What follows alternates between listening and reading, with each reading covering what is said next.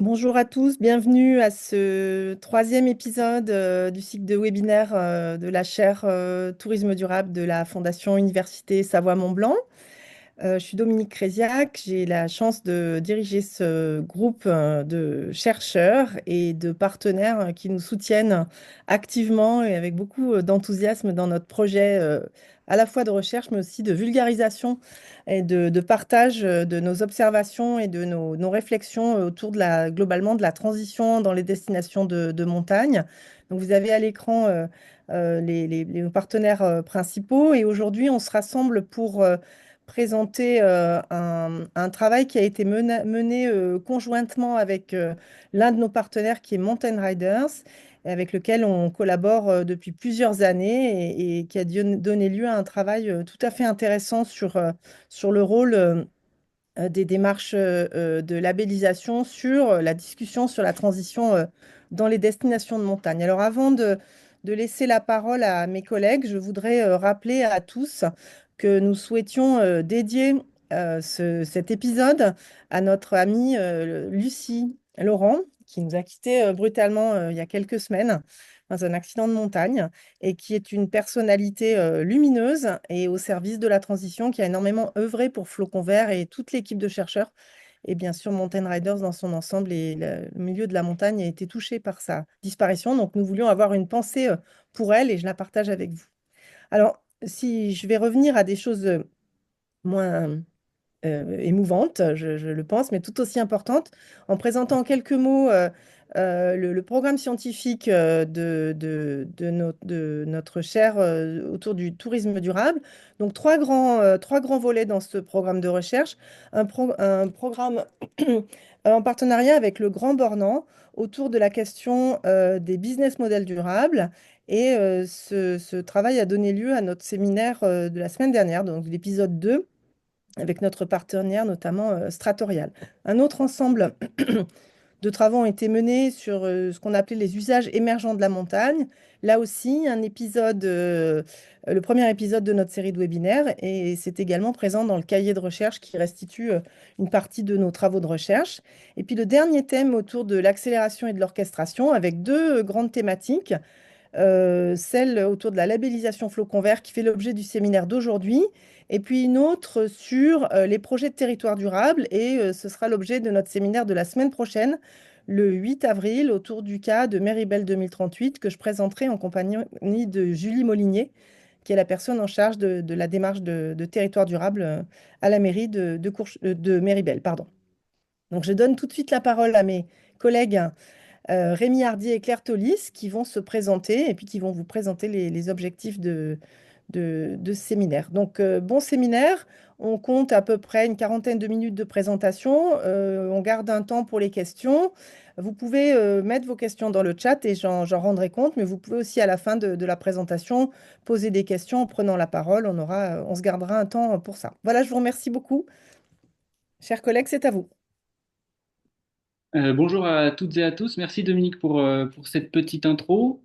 Donc d'abord, on va effectivement se présenter rapidement. Donc pour ma part, donc je suis Rémi Hardier, je suis docteur en économie territoriale de l'Université Grenoble-Alpes et j'ai travaillé et je travaille encore sur l'innovation collaborative et notamment en territoire de montagne où je m'intéresse à la transition dans le cadre d'un projet de recherche avec Mountain Rider sur Flocon Vert dont l'objectif du webinaire aujourd'hui est de vous présenter les premiers résultats. Et donc, je suis post-doctorant à la chaire Tourisme durable, chaire de la Fondation de l'Université Savoie-Mont-Blanc. Bonjour à tous et toutes. Claire Tolis, je travaille pour l'association Mountain Riders en tant que responsable recherche et développement. Et, euh, et j'ai fait moi aussi une thèse en géographie il y a très longtemps. Voilà, donc pour le déroulé de ce webinaire, donc, on aura un webinaire en trois temps. D'abord, Claire vous fera une présentation synthétique mais complète de la démarche Flocon Vert pour voilà, poser un petit peu le contexte et puis vous présenter finalement ce qui a été l'objet de mes recherches, de nos recherches. Et puis, bah, moi, je passerai dans un second temps à la présentation un peu de tout ce qu'on a fait autour de Flocon Vert avec Mountain Riders en vous présentant à la fois les différents programmes de recherche, la méthode qu'on a employée de manière très rapide, très synthétique, et puis surtout ce qui nous intéresse tous aujourd'hui, la présentation des résultats bruts, entre guillemets, de tout ce travail qu'on a mené depuis plusieurs mois maintenant, et puis on aura un dernier temps, comme vous l'a dit Dominique, de questions-réponses. Donc d'abord, je te laisse la parole, Claire, pour la présentation de Flocon Vert. Merci. Alors, le label Flocon Vert, c'est avant tout une démarche, c'est-à-dire nous, on aime bien parler de démarche labellisante, puisqu'il ne s'agit pas simplement de cocher les cases d'un questionnaire ou d'un référentiel pour voir à quel niveau on est sur ce label, mais bien d'entamer une démarche vers la transition, vers plus de durabilité, vers une amélioration continue. Et donc, au cours de la démarche Flocon Vert, les territoires s'engagent à organiser un certain nombre d'ateliers en comité de pilotage et avec le grand public et les socioprofessionnels. Quand je dis comité de pilotage, on ne part pas dans une démarche flocon vert, un accompagnement flocon vert avec un territoire s'il n'y a pas au moins l'office de tourisme, le domaine skiable et la mairie autour de la table. Donc la plupart du temps, les comités de pilotage, c'est au moins 6-8 personnes, la plus souvent une douzaine. Il peut y avoir l'ONF, le parc, il peut y avoir des représentants des acteurs socioprofessionnels, il peut y avoir plein de monde dans ce COPIL. Donc on a un premier atelier de lancement avec ce COPIL, avec ce comité de pilotage, puis un deuxième atelier de lancement avec le grand public. Et l'idée, c'est vraiment d'impliquer largement les habitants du territoire, peut-être des résidents secondaires parfois, et en tout cas tous les acteurs qui sont susceptibles de faire vivre la démarche de transition à long terme. La deuxième étape, c'est une étape de collecte de données qui va donner lieu à un diagnostic de territoire en fonction du référentiel Flocon Vert, que je présenterai juste après. Et cette collecte de données donne lieu à un document qui s'appelle l'analyse durable. Et cette analyse durable, on la présente en comité de pilotage, puis à nouveau au grand public, avec des ateliers de restitution qui servent à partager ce diagnostic, mais aussi à mettre en mouvement le territoire, co-construire un plan d'action et commencer à formaliser des groupes de travail au sein du territoire sur les critères sur lesquels cette destination a besoin d'avancer.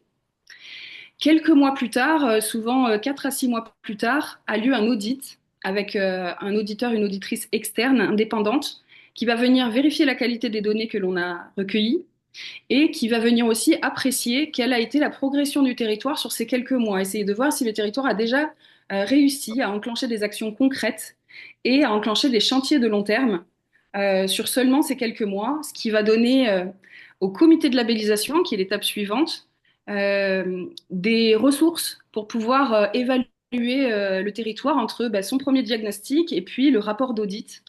Mountain Riders produit une note d'évolution qui permet de rendre encore plus transparente l'évolution des notes sur le référentiel.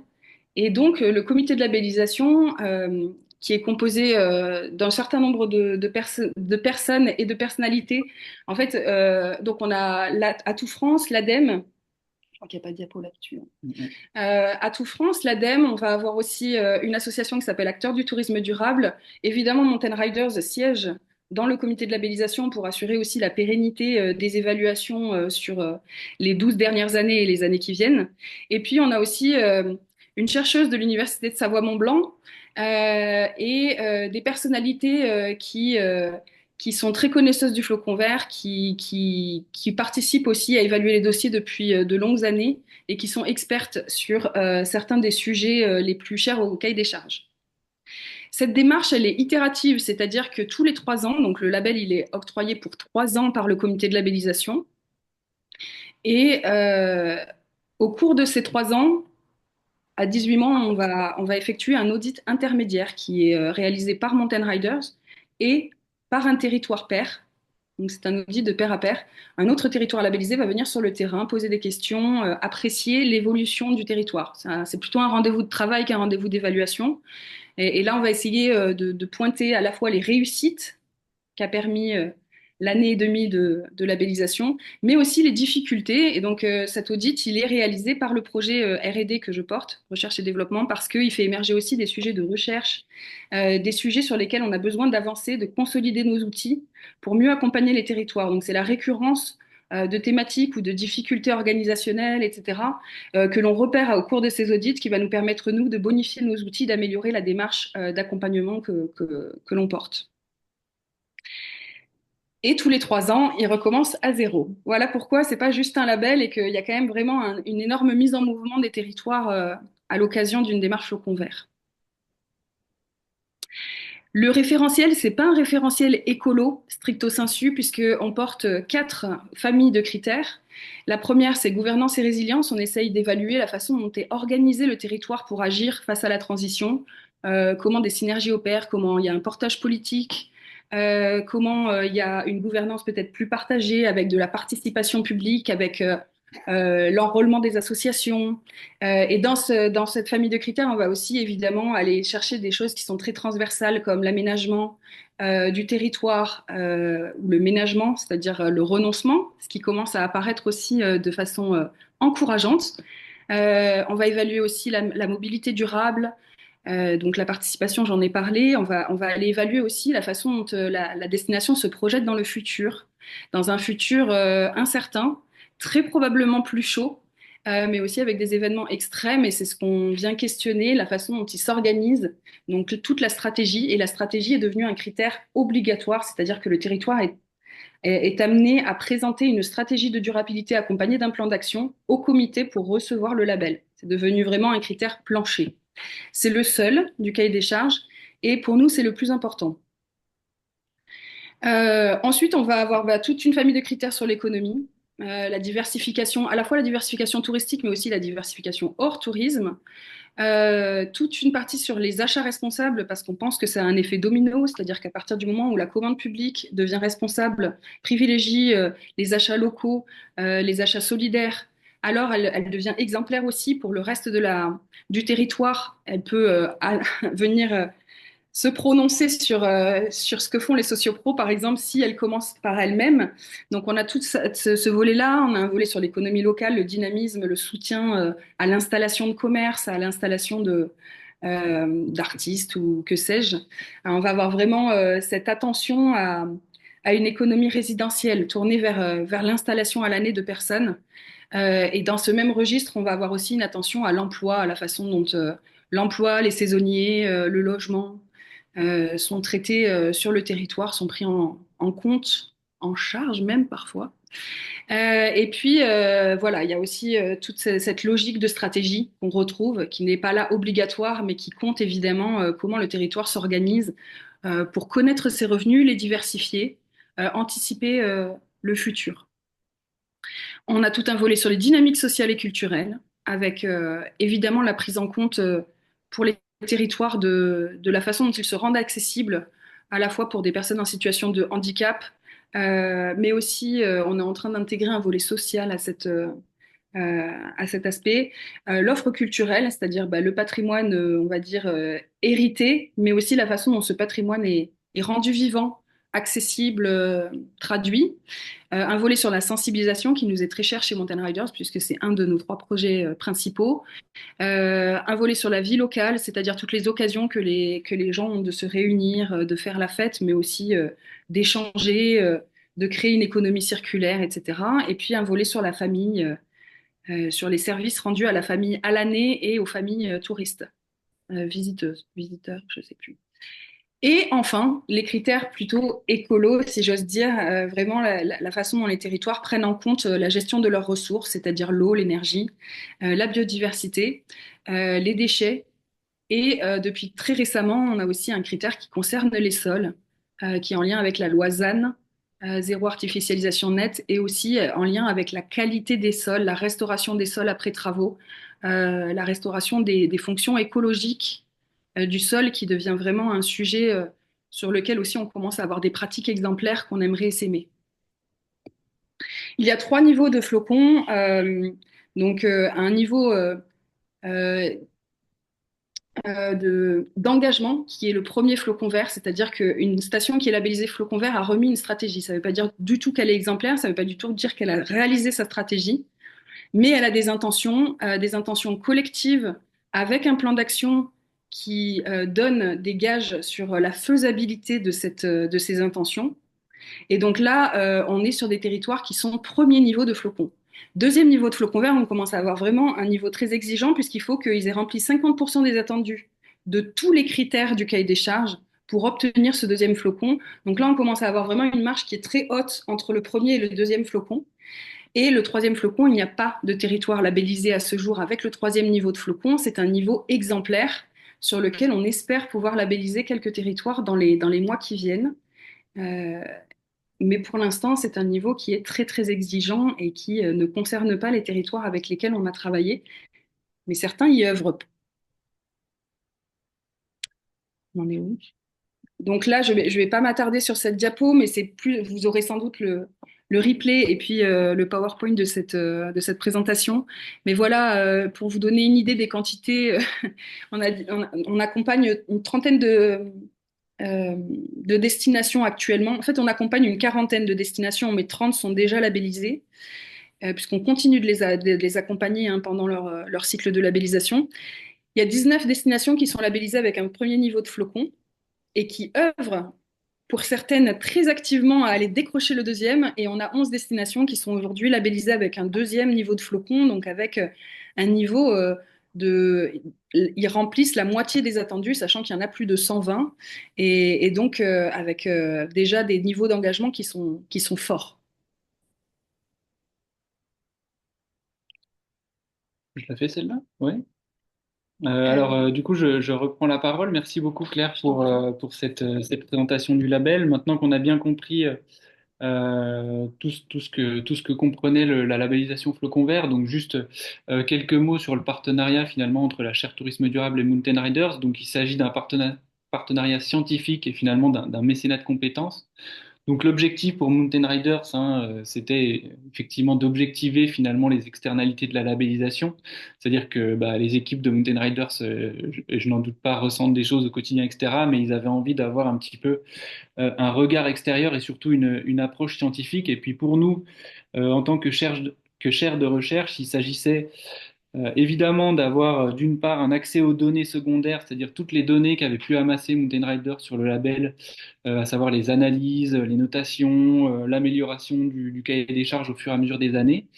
Et puis aussi un accès au terrain d'études, hein, puisque bah, finalement les mises en relation avec les territoires labellisés, les personnes membres des comités de pilotage, ça nous permet aussi derrière de faire des entretiens.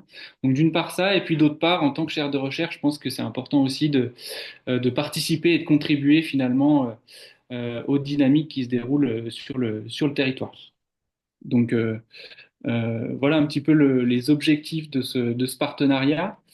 Donc maintenant qu'on a posé un petit peu le cadre et qu'on vous a expliqué un petit peu la démarche, donc je passe tout de suite entre guillemets au cœur de la présentation qui s'intéresse au programme de recherche qu'on a mené. Donc les recherches, recherches au pluriel, puisque vous allez le voir, il y en a un certain nombre en fait autour de ce label Flocon Vert.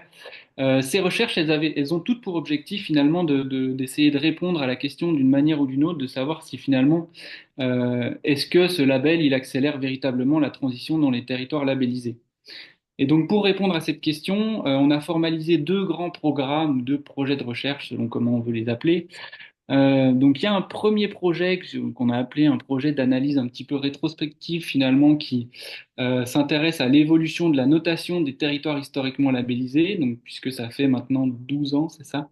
Puisque ça fait maintenant 12 ans que ce label il existe, donc l'idée c'était de voir un petit peu l'évolution des notations et aussi l'évolution du cahier des charges, puisque tous les 5 ans, c'est ça? Ouais.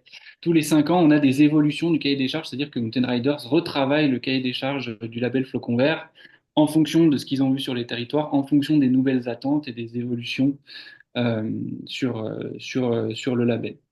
Donc ça, c'était le premier projet. Et puis le deuxième projet, c'est un programme de recherche un petit peu plus holistique, un petit peu plus global, qui a pour objectif de comprendre un petit peu, finalement, sur le terrain, entre guillemets, quelles sont les dynamiques qui sont enclenchées par le label. Donc on s'est intéressé à trois questions de manière un petit peu plus précise. On s'est intéressé à la question de finalement de savoir quel était l'intérêt pour pour les territoires de se faire relabelliser.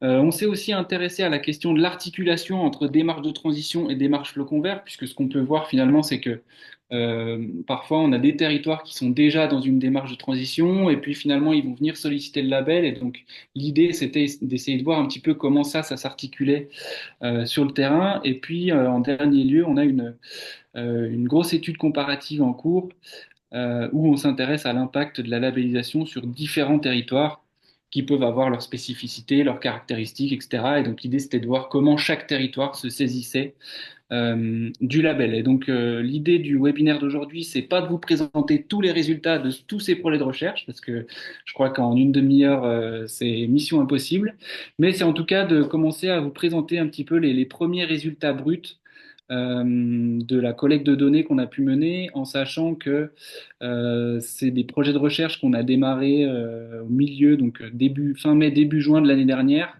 Donc on en est encore à la phase de traitement des données qu'on a collectées.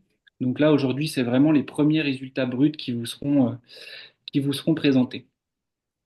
Maintenant que je vous ai je vous ai donné quelques éléments sur les différents projets de recherche, donc juste quelques points sur la méthodologie de manière très rapide. Donc d'abord, pour le premier projet, on a fait une analyse de données statistiques qui était fournie par Mountain Riders, et on les remercie d'ailleurs pour ça, puisqu'ils nous ont fait passer l'ensemble de leurs données statistiques liées à la labellisation, donc notation et l'évolution des notations en fonction des évolutions des cahiers des charges, et on s'est aussi intéressé, comme je vous le disais, à l'évolution du cahier des charges et son impact sur les notations.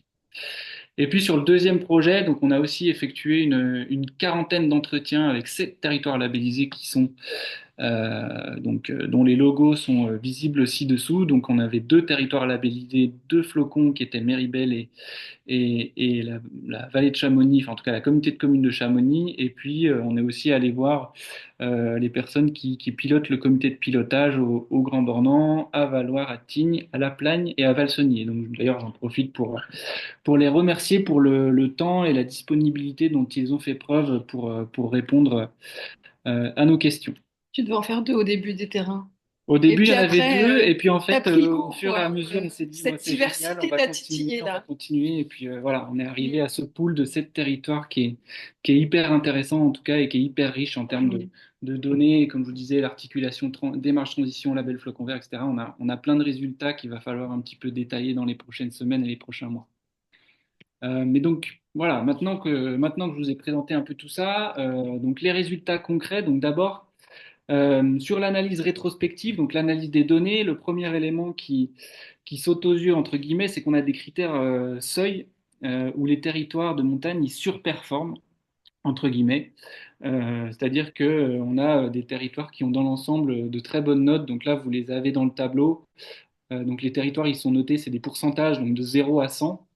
Donc sur les critères, alors je ne vais pas détailler tous les critères, mais de manière un peu rapide sur les critères tourisme familial, suivi économique, déchets, gestion de l'eau, etc. On a des territoires de montagne qui sont globalement très très bons. Et donc ça, on l'explique de deux manières. Tout d'abord, ce qu'on se rend compte, c'est que souvent, c'est des critères qui sont en lien avec d'autres labels. Typiquement, bah, tourisme familial, on peut le mettre en lien avec le label Famille Plus. On a aussi le label qualité tourisme ou encore, je pense, au label Village Fleuri, c'est ça, qui font que bah, en fait, les territoires, ils ont déjà travaillé auparavant sur ces questions-là, et ce qui fait qu'ils ont une très bonne note sur ces critères-là. Et donc, à ce titre, on peut considérer que le label Flocon Vert, c'est un peu, entre guillemets, un méta-label, c'est-à-dire que c'est un label territorial global qui s'appuie sur d'autres plus petits labels pour faire son évaluation. Et puis, dans un second temps, on a aussi des bonnes notes sur ces critères-là parce que, en général, ils font l'objet de dispositifs spécifiques qui sont pris en charge par certaines organisations. Typiquement, bah, le critère patrimoine naturel, en général, il est pris en charge par le parc naturel ou le parc naturel régional, etc., etc. Donc, premier résultat, on a des critères seuil où les territoires, ils ont de très bonnes notes de manière générale. Donc ça, c'est le bon côté de la pièce, entre guillemets. Maintenant, de l'autre côté, ben, on se rend compte aussi qu'il y a des critères qui sont un peu différenciants et où les territoires ont tendance à, entre guillemets, encore une fois, sous-performer. Donc, qui sont les critères qui renvoient au soutien aux initiatives durables, au dérèglement climatique, à la destination durable, aux mobilités douces, etc. Et donc cette sous-performance entre guillemets, on l'explique de deux manières. C'est que d'abord en fait, alors j'ai oublié de préciser, mais ces chiffres ils datent de 2023. Donc déjà peut-être qu'on aurait effectivement une évolution si on regardait aujourd'hui 1er avril 2025 sur ces critères, on aurait sans doute une évolution des notations. Mais donc Excuse-moi, Rémi, je t'interromps quelques secondes juste pour que tu nous précises. Les chiffres que tu donnes, c'est pas seulement sur les 7 destinations sur lesquelles il y a eu des entretiens, c'est sur l'ensemble des ouais, destinations qui sont absolument. engagées, hein. Merci. Voilà, juste pour le préciser. Alors là, si vous avez suivi, c'est pas les mêmes intitulés de critères que ceux que j'ai présentés juste avant parce qu'on ne parle pas du même cahier des charges. Rémi a fait son analyse statistique à partir des 20 premières destinations labellisées qui ont été labellisées sur le cahier des charges 2017 qui s'est arrêté en 2022. Et donc c'est pour ça que ce ne sont pas les mêmes intitulés. Typiquement, destination durable dont tu vas parler dans un instant, Mhm. c'est la stratégie. On a décidé de l'appeler stratégie dans le cahier des charges 2022 et de le rendre obligatoire pour les raisons que Rémi va évoquer. Voilà, donc ces critères en fait, ils sont entre guillemets mauvais entre guillemets, hein, mais parce que à l'époque, en fait, ils étaient nouveaux, c'est-à-dire que les territoires n'avaient pas forcément des outils pour y répondre. Et puis aussi, ça nécessite des investissements qui sont coûteux et qui sont chronophages et qui potentiellement vont donner des résultats sur une échelle de temps qui est plutôt du long terme. Ensuite, la deuxième raison, c'est que ce sont des critères qui nécessitent une mise en réseau à la fois au niveau du territoire de manière globale avec les habitants et les sociopros, et aussi une mise en réseau au niveau supra, c'est-à-dire que ce sont des critères dont les problématiques se traitent avec un échelon un petit peu plus large que celui du territoire labellisé, à savoir les départements, l'État, la région, etc. Typiquement pour le critère mobilité douce, ben, on sait que certes il y a un tout petit levier au niveau territorial, mais que les enjeux ils se traitent à un niveau un petit peu plus large que juste les territoires labellisés. Et donc effectivement, Claire, je voulais faire un focus sur le critère destination durable qui est maintenant appelé stratégie. Ce qu'on voit en fait à l'analyse des notes sur ce critère-là, c'est qu'il y a il y a un écart assez important entre les territoires labellisés, c'est-à-dire que certains sont très bons et d'autres ont une note assez basse. Ce qu'on constate en fait à l'analyse de ces notes, c'est que sur les territoires labellisés, on a d'un côté soit les territoires où la stratégie elle est très formalisée, elle est très pensée, elle est déjà bien mise sur le papier, et de l'autre côté, on a des territoires où la stratégie elle n'est pas du tout formalisée. Et donc partant de ce constat, en fait, Mountain Riders a décidé dans le cahier des charges donc 2022 de mettre en place la stratégie comme un critère comme une exigence, comme un critère plancher. C'est-à-dire que si on n'a pas une formalisation de la stratégie par le territoire labellisé, eh ben le territoire labellisé perd son label Ne peut pas y accéder. ou ne peut pas y accéder dans le cas d'une première labellisation. Il peut se représenter 6 mois plus tard. Il peut prendre le temps de formaliser mieux cette stratégie. Voilà, donc là maintenant on est vraiment sur une obligation d'avoir la stratégie qui est bien formalisée. Et en fait, c'est aussi une question d'articulation de court terme, long terme pour la transition, parce qu'on sait que le fait d'avoir une stratégie à long terme, ça va permettre de ensuite décliner la stratégie sur des actions un petit peu plus court terme. Et ça, d'ailleurs, mes collègues vous en parleront sur le webinaire de la semaine prochaine, mais je ne révèle rien aujourd'hui. Ensuite, donc dernier élément sur cette analyse un petit peu rétrospective, globalement quand même, la bonne nouvelle, c'est que quand on compare les notations d'un territoire labellisé entre 2017 et 2022, donc je garderai l'anonymat pour ce territoire, mais simplement ce qu'on voit, c'est le cas pour ce territoire, mais c'est le cas aussi pour les autres. Ce qu'on voit, c'est que les territoires progressent de labellisation en labellisation, d'autant plus, même s'il y a un renforcement, un durcissement entre guillemets des critères, il y a quand même progression. Et donc, ce qu'on voit, c'est que les territoires engagés sur plusieurs cycles ont une progression encore plus significative que ceux qui font qu'un cycle. Ça, c'est la première bonne nouvelle. Et puis, fort de ce constat, Mountain Riders a décidé, donc, comme vous le disiez Claire dans la présentation du label, de faire en sorte de motiver un petit peu plus, encore plus les territoires à progresser en ayant 3 niveaux de flocons pour encourager encore plus la progression des territoires. Voilà ce que je voulais vous dire aujourd'hui sur les premiers résultats de l'analyse rétrospective. Donc c'est très bien, sur la notation, on voit qu'il y a des évolutions, que les territoires progressent, etc. Mais là, vous devez vous dire, mais finalement, mais sur le terrain, qu'est-ce qui se passe? Et donc c'est là que moi, je mobilise un petit peu les résultats des données collectées dans le deuxième projet, où on s'intéresse aux dynamiques de transition sur les territoires labellisés. Le premier élément qui nous marque quand on fait l'analyse des données, c'est que le processus de labellisation, et même au-delà juste du processus de labellisation, la labellisation, le fait d'être labellisé, ça entraîne une mise en réseau intra- et interterritoire. C'est-à-dire que ça entraîne une mise en réseau des acteurs sur le territoire qui est labellisé, mais aussi de manière plus large entre le territoire labellisé et d'autres acteurs externes, d'autres territoires euh, de manière un peu plus large. Et donc en interne, ce qu'on voit, c'est que, comme vous le disait Claire tout à l'heure, il y a une nécessité pour être labellisé de formaliser un comité de pilotage qui rassemble à minima donc les 3 acteurs pivots des territoires de montagne, à savoir communauté et remontée mécanique. Mais souvent, ce comité de pilotage, il est élargi à d'autres organisations. Donc ça peut être l'ONF, le parc naturel régional, des partenaires divers et même parfois des citoyens.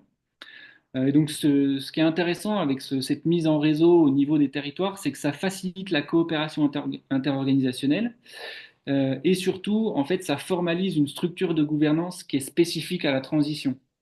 Euh, Ce que je veux dire par là, c'est que en général, sur les territoires de montagne, les acteurs, ils collaborent déjà. Il y a déjà ce qu'on appelle souvent les comités de station, où en fait, bah, ils se réunissent toutes les 2 semaines, tous les mois, etc., où ils parlent de différents sujets. Mais là, l'apport de la labellisation, ce qui est intéressant, c'est que ça formalise une structure de gouvernance qui est spécifique sur les sujets de transition, où en fait les acteurs vont se rassembler à des échéances régulières pour parler des sujets de la transition. Et donc, ce qui est intéressant également par rapport à ce comité de pilotage, c'est que ce dont on se rend compte, c'est que ça facilite et ça favorise le dialogue sur les sujets liés à la transition à 2 niveaux, c'est-à-dire, comme je vous disais, entre les structures, mais aussi entre les différents échelons hiérarchiques, puisque dans un certain nombre de comités de pilotage, bah, parfois on a les chargés de mission, les élus, donc à la fois, on va dire, la gouvernance de ces différentes entités, mais aussi, entre guillemets, les techniciens. Et donc ça, c'est hyper intéressant parce qu'on a à la fois, encore une fois, la vision stratégique avec les directions des différentes organisations, mais aussi les techniciens qui vont devoir mettre en œuvre un petit peu les critères du label. Donc ça, c'est le premier grand résultat. Donc je vous ai parlé de la mise en réseau en interne et en externe. Ce qu'on voit, c'est que ça a aussi un impact fort, et notamment entre les territoires labellisés. C'est-à-dire que Mountain Riders, en fait, il multiplie les opportunités d'échange et le partage d'informations entre labellisés. Et ça se fait à la fois de manière informelle, donc par exemple, moi je pense aux éductours pour en avoir fait un. Il y a des occasions de discuter spécifiques de manière informelle avec d'autres territoires. Et donc se connaître, c'est déjà le premier pas pour faire en sorte de pouvoir partager de l'information. Donc de manière informelle, mais aussi de manière formelle, avec par exemple la mise en place de groupes de co-développement et puis le partage de fiches actions où il s'agit sur une action spécifique à la transition d'un territoire qui partage un petit peu son expérience en disant bah voilà, on a voulu mettre ça en place, ça nous a coûté tant, ça nous a pris tant de temps, il faut envisager ça et ça et ça. Et donc c'est hyper riche pour un petit peu faire en sorte de sortir de son propre territoire et avoir un petit peu des apports externes pour favoriser la transition sur son territoire. Et donc, je l'ai pas dit avant, mais pour cette slide, j'avais une citation qui était assez intéressante où on avait quelqu'un d'interrogé qui nous disait que maintenant qu'il y a 40 stations, il y a un réseau et le fait de travailler ensemble, bah, c'est super intéressant et ça enrichit un petit peu l'action par rapport à la transition.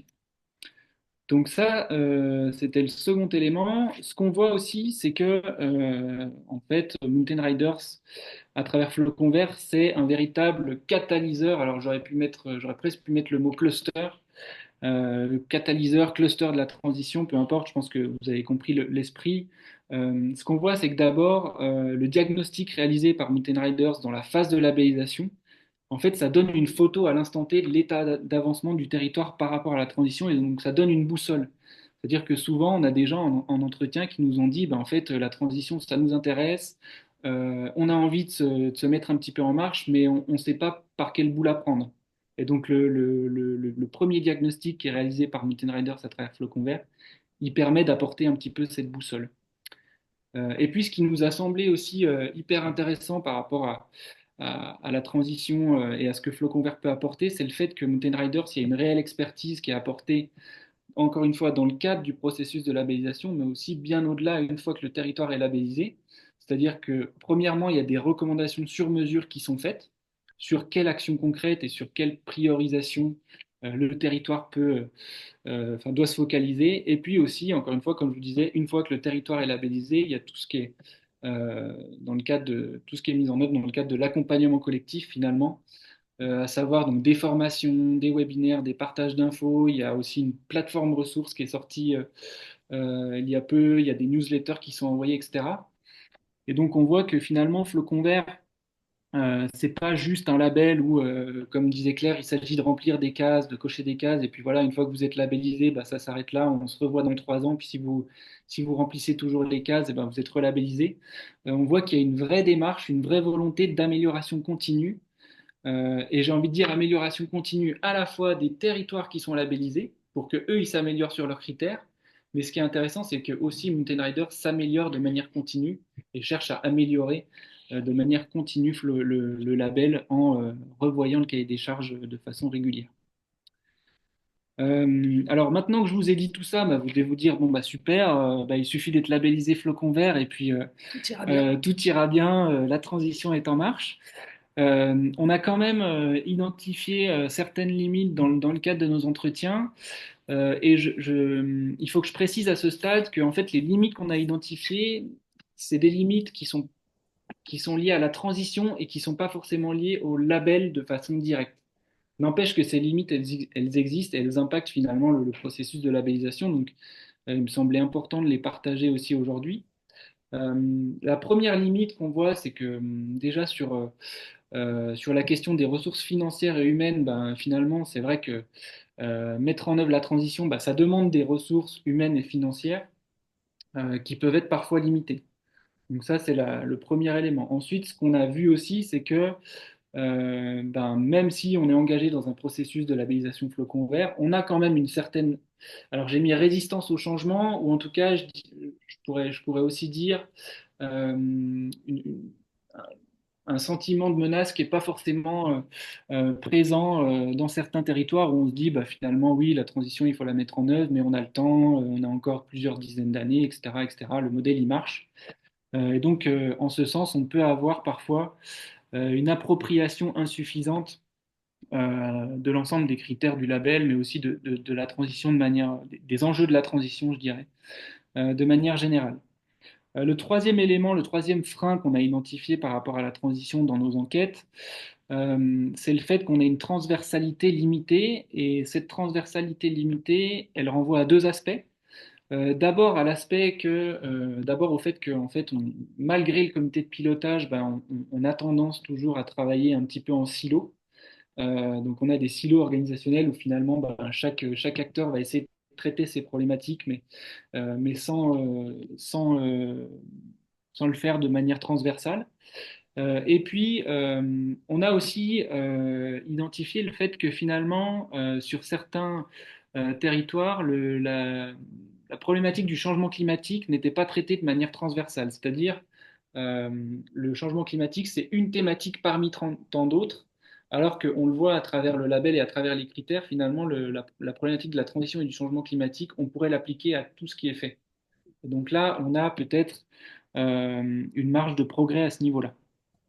Et puis le dernier élément, mais qui est pas forcément dû au label et qui, je pense, qui est bien connu de tous, hein, la complexité organisationnelle, la complexité de la gouvernance des territoires de montagne, où, comme je vous disais au début, en fait, on a des critères ou des enjeux qui doivent être traités en fait bien au-delà du niveau territorial et du niveau station. Et donc, qui font que ben, il y a encore là aussi une marge de progrès là-dessus. Alors, je sais pas, il est 42, donc je pense qu'on est à peu près dans le timing. Moi, j'avais juste une diapo de conclusion. Finalement, pour répondre à cette question de savoir si le label Flocon Vert il accélère effectivement la transition dans les territoires, j'avais fait un petit peu une synthèse de tout ce que je vous ai dit.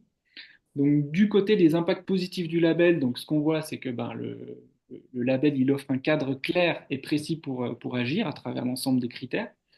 La bonne nouvelle, c'est qu'on voit que les territoires progressent en termes de notation d'audit en audit, donc ça c'est très bien. On a le cahier des charges aussi qui est en amélioration continue et donc ça participe aussi à favoriser la transition sur les territoires. Le label, il renforce aussi la coopération à la fois interorganisationnelle au sein des territoires, mais aussi entre les territoires labellisés. Et puis Mountain Riders agit un peu comme un catalyseur de la transition à travers tout ce qui met en place à la fois un accompagnement individuel, mais aussi un accompagnement collectif. Donc ça, c'est les éléments positifs qu'on peut retirer euh, de nos différentes recherches. Mais par contre, comme je viens de vous le décrire, on a quand même des freins, donc moyens humains et financiers, un sentiment de non-menace par rapport au changement climatique, une transversalité limitée, et puis une complexité organisationnelle, une gouvernance multiniveau, et aussi, j'ai oublié de le rajouter sur la slide d'avant, mais il y a aussi différents niveaux d'implication dans la démarche en fonction des acteurs, mais aussi en fonction des différents territoires. Certains vont vraiment se servir du label Flocon Vert pour s'améliorer, et d'autres vont plutôt chercher à valoriser finalement ce qu'ils font déjà. L'un n'étant pas excluant de l'autre, mais on voit qu'il y a quand même différents niveaux d'implication dans la démarche. Voilà Mhm. ce qu'on voulait vous dire pour aujourd'hui. Sachant que tous les axes que tu as présentés à droite des freins sont actuellement nos axes de recherche et de développement chez Mountain Riders. Il y a déjà des choses qui bougent là. On est déjà en train de formaliser des outils et de se mettre en mouvement ouais, sur ça.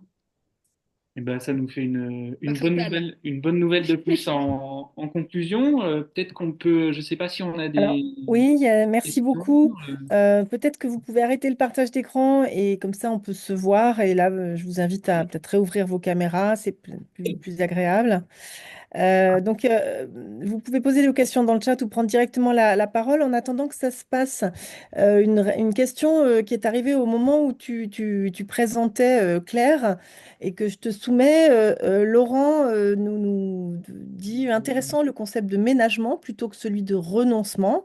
Est-il possible d'avoir un feedback sur son acceptation de ce terme, donc ménagement, par les territoires? Parce qu'on sait qu'effectivement, le terme de renoncement est quelque chose qui fait un petit peu peur ou qui hérisse dans un certain nombre de circonstances. Donc, est-ce que tu as un retour de ton expérience ou de l'expérience des autres experts au sein de Mountain Riders sur cette question-là? Euh, alors, son acceptation dans les territoires, l'acceptation du terme, elle est, j'ai envie de dire, elle est totale. Enfin, en fait, quand on vient D'accord. proposer le cahier des charges, il n'y a pas de négociation sur les appellations ou sur les choses qu'on évalue. C'est le même cahier des charges pour tout le monde, toujours la même grille d'analyse et de notation.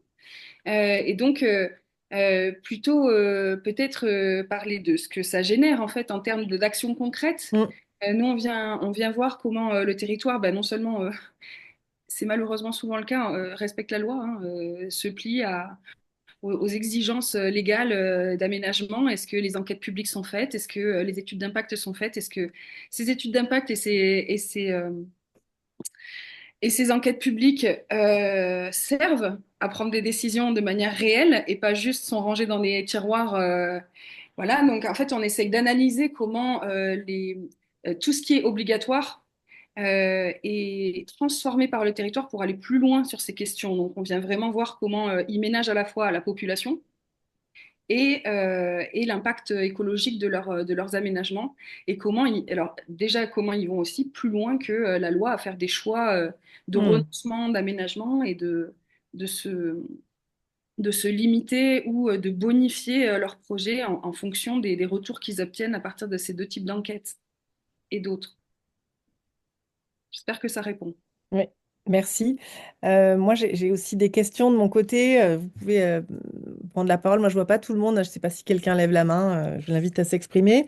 La question qui m'a traversée en vous écoutant, c'est que vous avez insisté sur le caractère formalisé de la stratégie en disant que vous l'aviez imposée. Est-ce que vous pouvez expliquer en quelques mots en quoi le fait que la stratégie elle soit écrite, hein, vous avez dit, sur une feuille de papier, alors c'est peut-être un tableur Excel ou un document virtuel évidemment, mais voilà, qu'est-ce que ça fait? Et si ça y est pas, qu'est-ce que ça fait pas? Pourquoi vous en avez fait un élément important dans la démarche? Le fait d'avoir formalisé la stratégie? Bah, il y a deux choses. Il y a un sentiment initial de voir que les territoires qui arrivaient à se mettre autour de la table et à travailler et à pondre effectivement cette stratégie, c'est-à-dire l'écrire, la mettre en mots, la mettre en diapo ou en texte, on voyait que c'était des territoires qui se projetaient déjà dans ce qu'ils allaient faire. Ils étaient capables de mettre des actions en face de chaque intention, Hmm. de programmer le timing que ça allait leur prendre, qui allait être en charge, combien ça allait leur coûter. Et on voyait très bien que c'était probant, en fait. Et aussi, on voyait que ces territoires qui, au moment où ils présentaient ça au comité, ils accéléraient leur transition derrière de manière. Alors, on le sentait. Et puis, il est arrivé que le comité de labellisation, vu la qualité de la stratégie de certains territoires et de ceux qui se présentaient en même temps, qui n'en avaient pas du tout, à un même niveau de labellisation, puisqu'à l'époque, il n'y avait pas un, deux, trois niveaux de flocons, le comité commence à tiquer, de dire, mais en fait, ils vont où? Qu'est-ce qu'ils vont faire? C'est chouette, Hmm. on a réuni un petit peu tout ce qu'ils faisaient de manière éparse, mais comment est-ce qu'ils vont aller vers une sorte de lame de fond à long terme sur la durabilité? Et ça devenait compliqué pour le comité de se positionner parce que ça devenait, non mais ils sont hyper motivés, je les connais, je suis allée sur le terrain. Donc en fait, on était capable de savoir qui allait Hmm. avancer Hmm. et qui n'avancerait pas, mais c'était pas tangible en fait. Et donc il y a eu un moment où à la fois nous, Mountain Riders, on voyait que ça allait être un accélérateur de leur demander ce document et que pour le comité, ça allait être un facteur aussi de faciliter l'évaluation des territoires. Donc c'est un peu la conjugaison des deux qui a amené à ça. Et aujourd'hui, on voit que c'est extrêmement efficace. Hmm. Oui, il y a un aspect performatif dans le fait de décrire cette stratégie. Oui, après, il va falloir qu'on Euh, le mesure. Mais on en est à l'étape où ça paraît évident, et vraiment, tous les signaux le montrent, mais il faut qu'on arrive à le mesurer, à le prouver par les chiffres hmm, peut-être hmm, hmm. davantage. Encore une année de travail pour notre postdoctorant. Oui, renouvelez-le. Oui, oui, c'est le projet. Léa nous demande, bonjour, est-ce que des territoires sont déjà sortis de la démarche? Alors, suggère de ne peut-être pas les citer, mais de donner peut-être des raisons de sortir ou Hmm. de tâter le terrain puis de ne pas y aller. Est-ce que vous pouvez nous donner des grands cas comme ça sans les nommer? Eh bien, alors oui, il y a déjà des territoires qui sont sortis de la démarche, étonnamment très peu, finalement, puisque là, on est à un total de trois. Donc, il y a un territoire qui n'a pas été labellisé une année, mais parce que le comité exigeait des orientations dans la façon dont ils régulaient certaines choses sur leur territoire, et le territoire n'a pas accepté de se plier à ces orientations, donc c'est de lui-même retiré de cette démarche, tout en ayant bénéficié hein, de tout ce que Rémi a dit pendant leur année de travail. Et on a trois territoires qui ont quitté la démarche. Donc, un, il y a 5-6 ans, qui n'a pas souhaité renouveler pour des raisons politiques. En fait, il y a eu un renouvellement au conseil municipal et l'équipe qui a repris, qui a repris la gestion du territoire n'a pas souhaité prolonger le travail dans la démarche au convert. Et plus récemment, on a deux territoires qui sont aussi, qui n'ont pas souhaité continuer. Pour des raisons d'élection aussi. Enfin, en fait, on a deux types de territoires là, parce que les élections arrivent, donc je prends 2 secondes pour en parler Bien parce que sûr. ça va être très impactant en fait sur les vagues de demandes que Mountain Riders reçoit pour accompagner les territoires. On a des territoires qui ne veulent pas payer le label pour l'équipe qui suivra. Donc, ils attendent de savoir qu'ils vont être élus pour se positionner sur un renouvellement en deuxième cycle. Et puis, on a des territoires qui veulent léguer le label, donc qui veulent même renouveler plutôt leur labellisation, rentrer dans le deuxième cycle plutôt que ce qu'on leur proposait au départ. pour être sûr Mm. que l'équipe qui suivra, si c'est pas elle, aura à se coller le label et en tout cas à, voilà, à Mm. prolonger le travail qu'ils ont initié comme un héritage qu'ils souhaitent laisser à l'équipe, quelle qu'elle soit, après eux.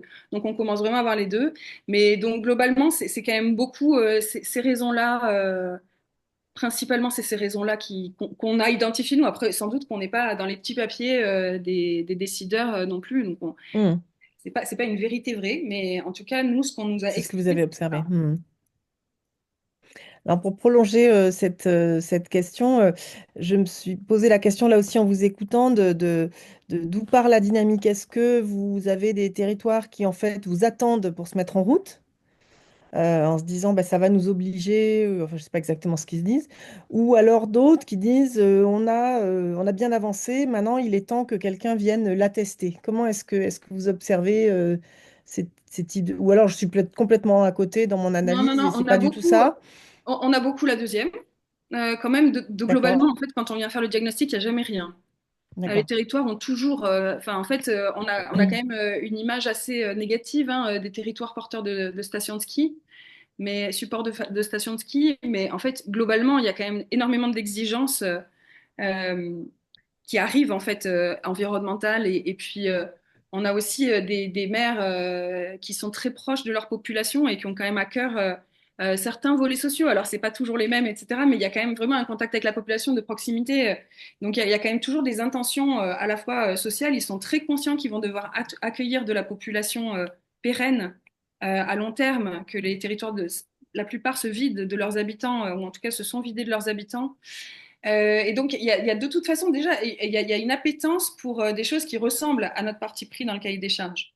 Et après, souvent, ce sont des actions extrêmement éparses. Donc, la collecte de Mm, données permet de mettre en lumière ce qui est fait et de leur dire maintenant, on va avancer de manière plus globale, plus collective. On va se donner des objectifs communs que chacun va aller peut-être nourrir à sa façon, mais avec on va mesurer ce qu'on fait.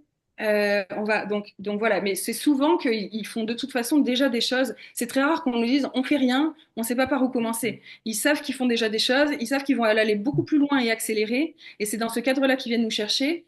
Et de moins en moins, j'ai envie de dire, là, au cours des 3 dernières années, déjà, il y a 2 ans, il y a un maire qui me disait on était venu chercher le flocon vert pour valoriser ce qu'on faisait. En gros, c'était pas pour te faire du greenwashing, mais c'était une récompense. mm, Ce mm, qu'on a trouvé, c'est pas du tout ça. Il disait, si demain mm, on n'a pas le flocon vert, c'est pas grave, parce qu'on a tellement déjà bénéficié de la démarche, de mm, tout ce que ça mm, nous a permis de faire sur le territoire, que finalement le label, ça sera un plus, mais c'est plus du tout ce qu'on attend de vous. mm, mm, Et là, j'ai l'impression qu'on rencontre quand même beaucoup de territoires qui ont compris ça avant de rentrer dans la démarche, qui disent on vient chercher un accompagnement, on aura le label, un flocon, deux flocons, peu importe, on vient chercher un accompagnement pour se mettre en ordre de marche, s'organiser, prioriser. C'est vraiment une aide à la décision qu'ils viennent mm, chercher, une aide à la mobilisation aussi. Voilà. Pour compléter peut-être la réponse de Claire, en tout cas dans l'étude que j'ai menée, moi ce que je vois c'est qu'on avait commencé à identifier un petit peu une typologie finalement des territoires, et de la manière dont ils se saisissaient du label. Je dirais que d'un côté on a des territoires qui se servent vraiment du label pour structurer leur démarche, qui se disent ok bah là on veut se lancer dans une démarche de transition, on va vers Flocon Vert et on va s'appuyer là-dessus à 100%. Et d'un autre côté, on a des territoires qui sont déjà engagés dans des démarches de concertation, de transition, qui ont voté les arrêtés municipaux, etc., etc., et cetera, et qui se servent de flocons verts finalement pour un petit peu challenger leur démarche de transition. Je ne sais pas si ça résonne Oui, avec ce que tu mm, oui, oui, carrément. Mm. Voilà, donc on a ces deux manières de se saisir du label. Et bon, c'est quelque chose que j'ai pas eu le temps de mettre dans la présentation, mais ce qui est hyper intéressant du point de vue de la recherche par rapport au label Flocon Vert, c'est que finalement, d'un seul cahier des charges avec des critères qui sont tous les mêmes, etc., ben on voit qu'on a des résultats et une appropriation qui peut être adaptée en fonction des besoins des territoires. Et ça me semble mm, particulièrement intéressant pour favoriser les démarches de transition. En fait, c'est que le label il s'adapte en fait euh, au territoire. Ouais, les profils sont extrêmement diversifiés. En gros, il y a deux, trois critères sur lesquels ils sont tous bons. D'ailleurs, ces critères ne seront pas dans le cahier des charges 2027 parce que maintenant qu'ils sont tous bons dessus, soit on va les durcir, soit on va en créer, aller évaluer d'autres choses. En tout cas, les compléter, c'est sûr. Mais en gros, il y a deux, trois critères sur lesquels ils sont tous bons. et deux, trois critères sur lesquels ils sont tous plutôt très mauvais. Et entre les deux, il y a quand même 14 critères où c'est extrêmement hétérogène en fait, et ça donne des profils de territoire, une diversité de cas, et je pense que c'est ce qui t'a amené à interroger autant de personnes sur autant de terrains différents. C'est qu'en fait, quand on a interviewé un terrain ou deux, on ne comprend pas ce que le flocon vert fait, on ne peut pas comprendre ce que le flocon vert représente, ou même ce que ces territoires viennent amener dans le flocon vert. C'est vraiment nous, quand on fait des événements où il y a une vingtaine, une trentaine de territoires représentés et qu'on fait des ateliers de construction collective, on se rend compte que la voix des uns, la voix des autres, il y a vraiment des identités territoriales qui viennent nourrir chacun des critères où ils sont parfois très très bons à un endroit où tout le monde est moyen.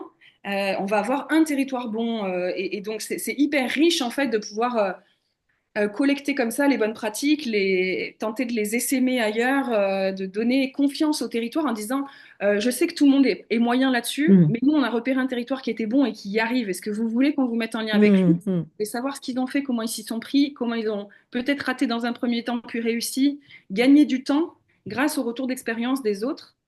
Ça c'est très riche. Effectivement, il y a des profils de territoire extrêmement diversifiés. C'est ce qui fait la joie de notre travail. Alors, je poste une petite question, une petite proposition dans le chat. Je vois qu'il y a des personnes en ligne qui s'affichent avec les noms de certaines destinations qui sont labellisées. Peut-être que ces personnes ont quelque chose à partager ou se sentent de dire quelques mots du vécu qu'elles ont pu avoir. Mais voilà, c'est pas du tout une obligation. Mais et puis peut-être que vous pouvez dire que chez vous, c'était la catastrophe, hein, c'est aussi tout à fait autorisé. On veut savoir. Je ne sais pas si certains se sentent. Alors, moi, j'aimerais quand même vous interroger sur la prochaine étape du projet de recherche. Donc, le prochain, c'est quoi? C'est mesurer, chiffrer les montées en compétences. Ah, Laurent, je vous vois la main levée. Je vous en prie, allez-y. Ouais, je voulais réagir très rapidement, Dominique, et merci. Moi, je suis manager transition en Haute-Savoie et j'accompagne notamment à la communauté de communes à Vallée-Chamonix-Mont-Blanc Super. et du coup qui est labellisé et qui rattaque son cycle en 2026. Et ce que je voulais vous dire, c'est que voilà, on se prépare d'ores et déjà à cette étape-là.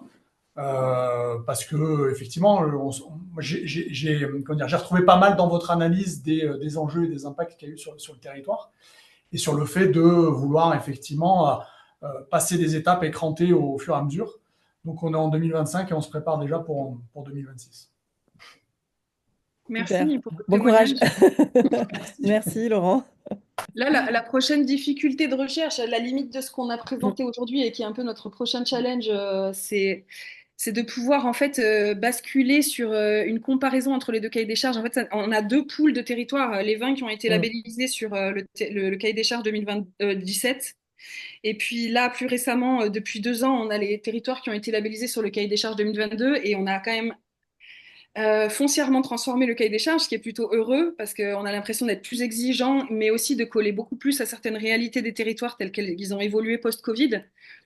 Mais du coup, superposer les deux cahiers des charges et comparer la notation entre les Mm. cycles d'une même destination sur deux cahiers des charges différents, comparer l'évolution globale des niveaux, c'est très compliqué. On a tellement bien modifié le cahier des charges que maintenant c'est incomparable. Mais on a des pistes là, on a des tentatives. En fait, ce travail, il est en train d'être fait, notamment par Estelle Châtelier qui travaille chez Mountain Riders et qui est à l'aise avec les chiffres et les tableaux Excel. On est en train d'essayer de formaliser cette comparabilité. Elle ne sera pas parfaite. Probablement que ça sera encore à nouveau des résultats qui vous seront présentés comme bruts. Mais on est au travail là-dessus. On a envie de faire ce travail, ne serait-ce que pour ce que ça a à dire, en fait. Et ce sera peut-être pas parfait, mais on va se donner le droit à l'erreur et on est en train de bosser dans ce sens. Mais c'est un gros chantier. Très bien. Eh bien, je vous propose de clore maintenant le séminaire. Il y aura un replay puisqu'on a enregistré et il y a une transmission aux participants des slides et puis vous trouverez aussi des ressources puisqu'on a écrit, notamment Rémi, des éléments déjà un peu sur ce travail-là et ça permet de le retrouver et de poursuivre la réflexion et de la partager avec vous. Je vous donne rendez-vous la semaine prochaine avec un territoire qui est aussi un territoire labellisé. Et j'en profite pour dire qu'ils sont passés directement de pas de flocons à 2 flocons, qui est le territoire de Méribel. Et on en parle la semaine prochaine. Merci. Merci Dominique. Merci. Merci à tous. Merci.